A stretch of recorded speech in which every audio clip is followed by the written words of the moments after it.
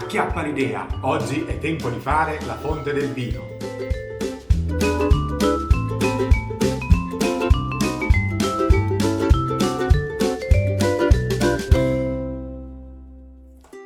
Bentornati tutti su Acchiappa l'idea. Oggi vediamo insieme come fare la fonte del vino. La faremo per abbinarla a questo progetto qui.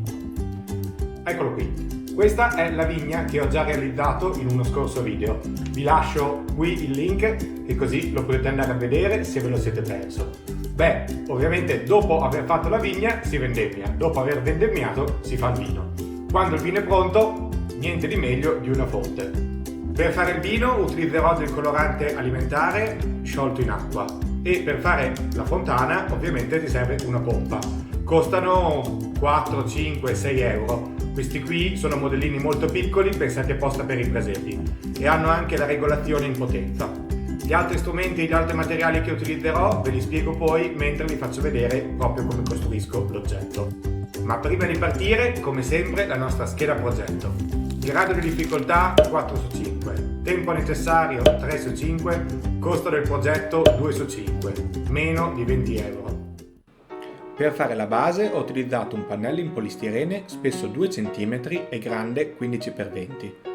Ho disegnato una griglia di quadrati con il lato di 1 cm, che mi serviranno poi per disegnare i mattoni.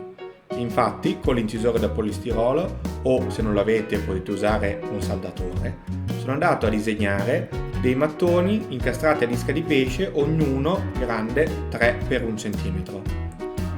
E ho ricoperto praticamente tutta la nostra base.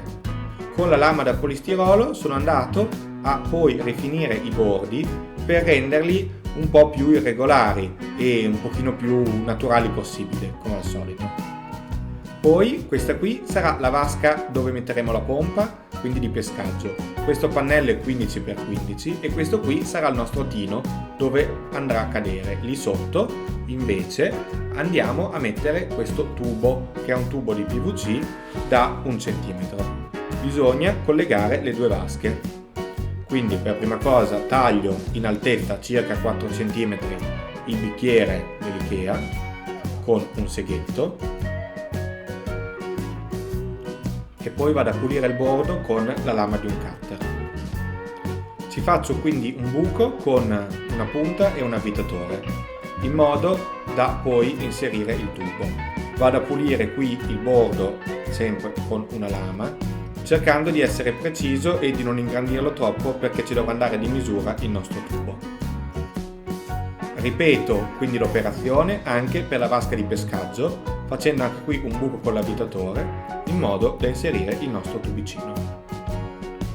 Prendo il riferimento della lunghezza necessaria del tubo e lo vado a tagliare. Poi qua vedete che sto creando i riferimenti per fare uno smanco al centro del nostro muro che farà passare poi sotto il tubo che collega le due vasche. Ecco, queste sono le due vasche con il tubo e questo qui è il nostro muro. Ora prendo degli acrilici marroni e coloro tutto il nostro tino, dentro e fuori, e anche il tubicino di collegamento. Faccio il buco in un altro bicchiere che mi servirà poi per fare la botte di caduta e vado anche questa a colorarla con il marrone. Taglio dei bastoncini da gelato della lunghezza di circa 4 cm e mezzo, che è poco più del nostro tino, e poi li vado a incollare tutti intorno con la colla a caldo.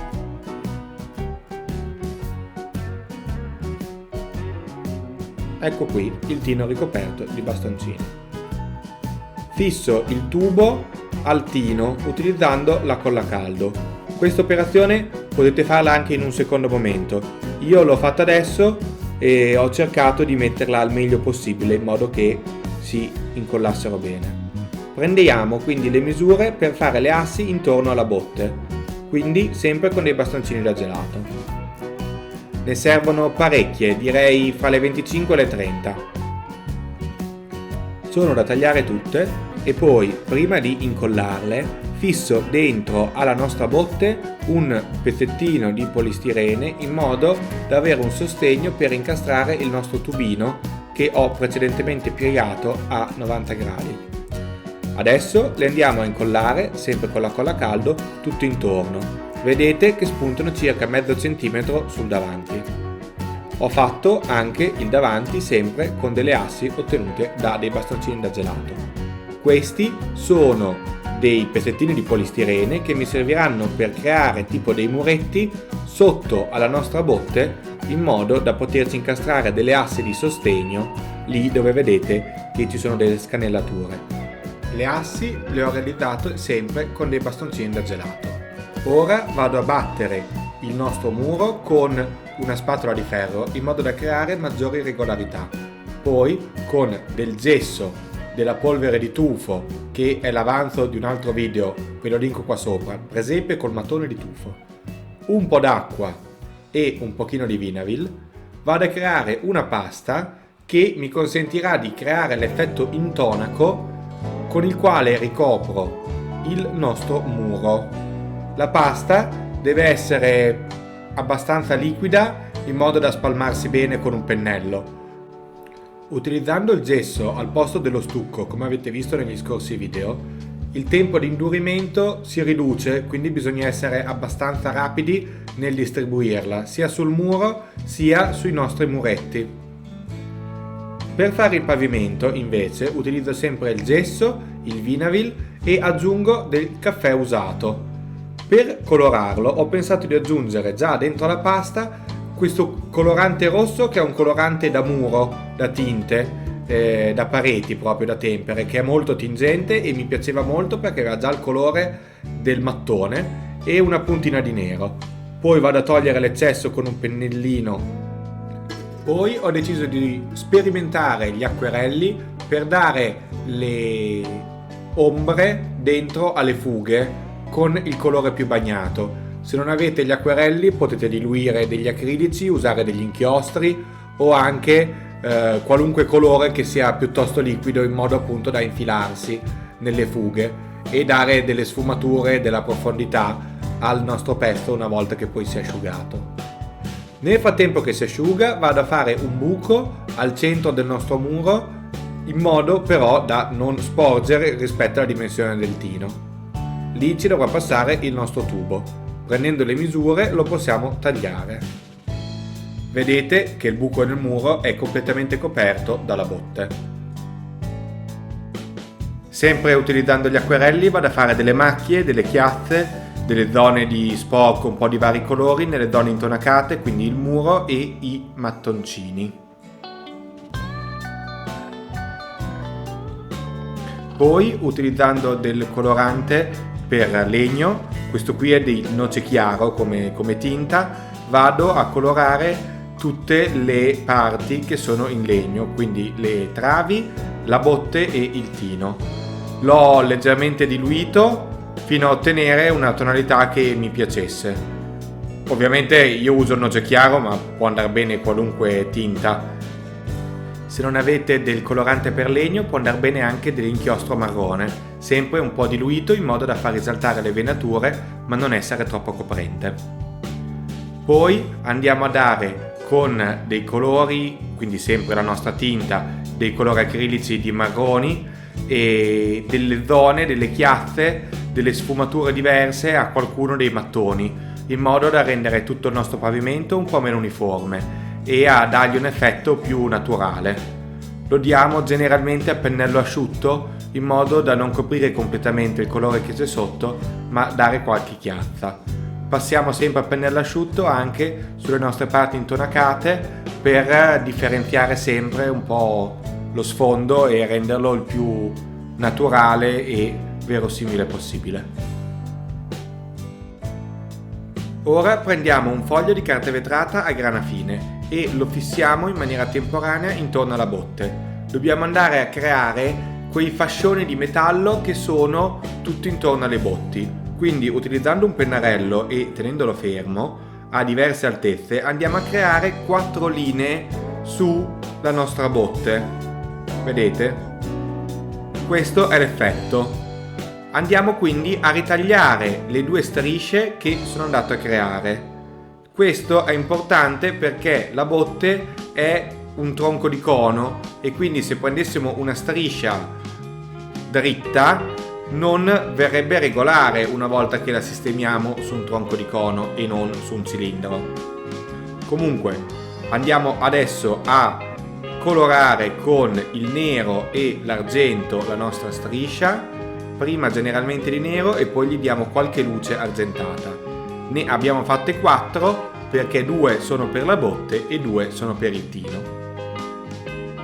E poi le lasciamo asciugare.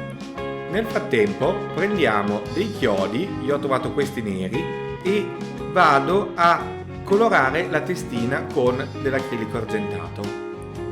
Si sono asciugati, quindi possiamo andare a fissarne 2 sulla botte e 2 sul tino. Ovviamente ognuna al suo posto perché abbiamo preso le misure precise. Eccoli qua.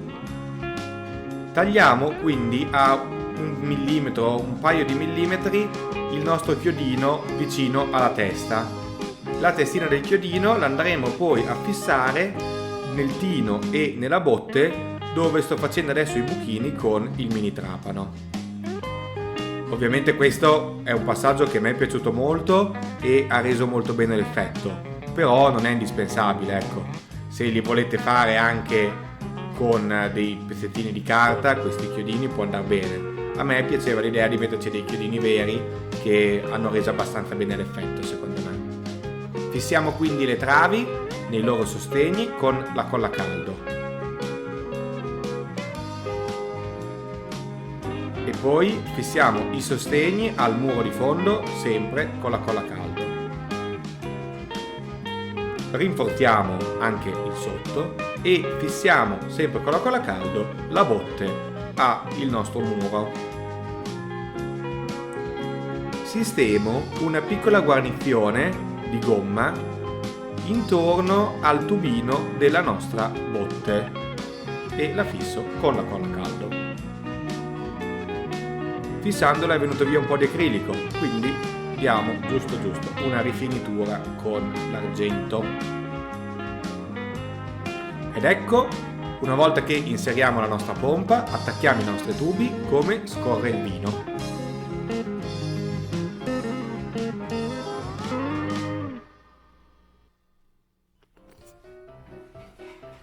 Bene, e questo qui è il nostro progetto finito.